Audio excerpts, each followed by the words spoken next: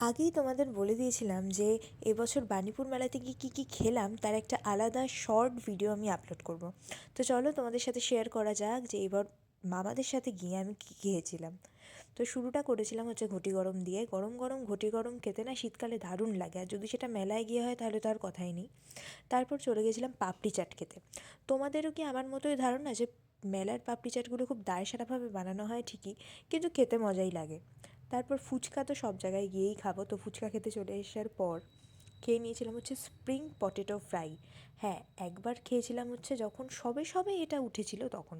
তখন না খেতে একটু বেশি বেটার লেগেছিলো সেদিনকার থেকে, কারণ বলে এখন না খুব তাড়াহুড়োর মধ্যে করে, আর কি করে বেশ নরম নরম খেতে লাগে, আগের মতো সেই ক্রাঞ্চি ক্রিসপিনেসটা না এখন হারিয়ে গেছে।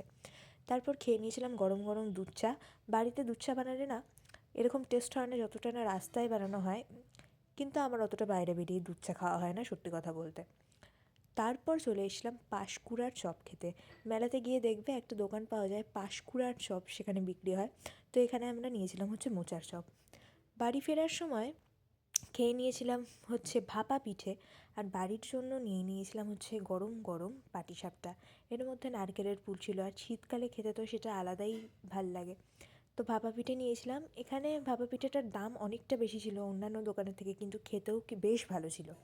তারপর বাড়ি ফেরার সময় পাঁপড় খেয়ে নিলাম, মেলায় গিয়ে যেটা মাস্ট। আর বাড়ি ফিরে চাউমিন খেলাম। না না, এটা মেলার চাউমিন না, এটা আলাদা করে অর্ডার দেওয়া।